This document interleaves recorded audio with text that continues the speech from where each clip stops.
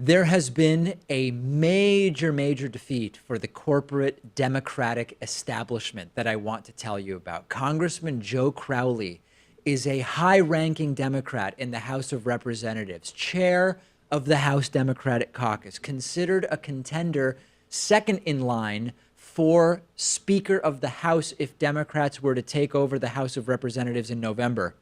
Is that going to happen? Well, anyway, we'll discuss that later, but potentially a guy who would be in line for the speakership. He has been defeated in the Democratic primary in New York's 14th district by 28-year-old Democratic socialist Alexandria Ocasio-Cortez. Crowley out-fundraised Ocasio-Cortez by a 10-1 margin, and yet still lost to her by roughly 15 percentage points, 57-42. Crowley, clearly the guy running to the right. Ocasio-Cortez ran quite a bit to the left of Crowley, ran on a federal jobs guarantee, ran on Medicare for all, also ran on the abolition of ICE, which I think is totally unpragmatic. And while maybe we could make a case that we would want that, we'll address that a little bit more later. Crowley also missed a debate with Ocasio-Cortez and sent a surrogate. And I mean, that just looks so stunningly horrible. The absence by Crowley from that debate was called disrespectful by Ocasio-Cortez. Donald Trump reacting to this win by Alexandria Ocasio-Cortez, making it all about him. Trump tweeting this morning, wow, big Trump hater Congressman Joe Crowley, who many expected was going to take Nancy Pelosi's place, just lost his primary election. In other words, he's out. That is a big one that nobody saw happening. Perhaps he should have been nicer and more respectful to his president. This could be one of the dumbest political analyses of the last decade. Can you imagine?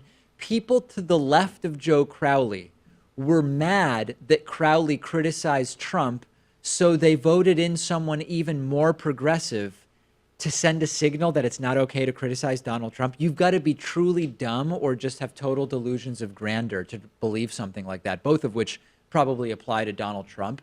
But Trump analysis aside, this is one of the major upsets of the Trump era. And even some of the defeats we've seen of Republicans by Democrats since November of 2016 don't have the same degree of sort of fighting incumbency that this victory has, because in the 14th district, Crowley was a big-time establishment Democrat. Again, high-ranking, second in line for Speaker of the House, 10 consecutive elections for Crowley without a serious challenger. And he had one here and he lost. And there is a dynamic that's developing in the wake of Alexandria Ocasio-Cortez's win, which is that there are some people on the right saying, this isn't a big win for Democrats. This is just identity politics. And the argument that the right is making is, listen, Alexandria Ocasio-Cortez is Latina and she won in a highly Latino area. So it's just the left voting on race and ethnicity, and that's it. And you can try to make that case, but this was an extremely progressive candidate compared to Crowley.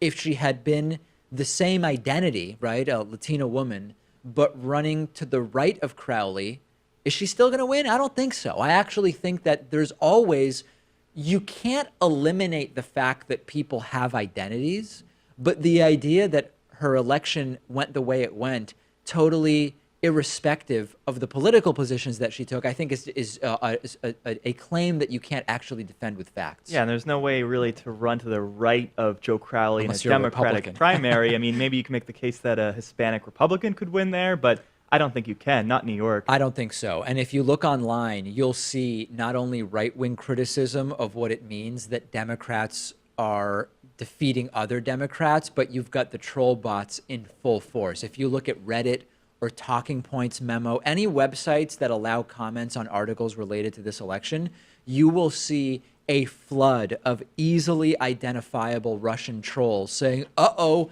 this is a bad sign for Democrats because you've got a Latina progressive who defeated a white guy, and it's just destructive identity politics. And of course, the truth is, this could be good for Democrats or it could be not good for Democrats. I tend to believe that having elected officials who are more in line with the politics of their constituents is a good thing. For too long in the United States, we've seen our representatives be to the right of where their constituents are. And in general, we've seen House and Senate elected officials be to the right of where the American people are on average when it comes to so many political issues. Don't fall for the idea that this is in principle bad because it's infighting. Primaries are primaries. This is one of the main foundations of the democratic process. And it actually shows you, Pat, how scared they are that they have to reframe primaries as democratic infighting that's bad. No, this is called the democratic process, and this is how it works. Yeah, Republicans primary all the time. Think back to 2010 during the Tea Party era. Yep. And look at where they are now. They have control of both houses. They have the presidency. I mean, their 2016 election run started with 17 candidates, and they won the whole thing. And there are major lessons here. The lesson isn't that primaries are bad. That's not one of the lessons. But one great lesson is money usually wins, but it doesn't always win. In this case, Crowley out fundraised 10-1, but lost. That's good news, even if anecdotally. Number two, this sort of establishment arrogance can be lethal. And this time it was lethal for Crowley. And lastly, there is anger with the Democratic establishment that is coming from the more progressive wing of the Democratic Party. We knew that. But what we learned in this election is that it can actually have an impact. And here, the Democratic anger against the Democratic establishment actually led to a significant defeat for an establishment Democrat. Last thing, I hope that if ultimately Alexandria Ocasio-Cortez wins in November, that she will make the environmental issues a priority, that she will make healthcare a priority, that she will make the economy a priority. I'm concerned about making the abolition of ICE a priority, mostly because I think it would be an exercise in futility. I don't think that that's actually a good way to invest time, but we will ultimately see what her general election campaign shapes up to be. Send me your thoughts about what these results mean. I'm on Twitter at @dpakman, and the show is on Twitter at David Pakman Show.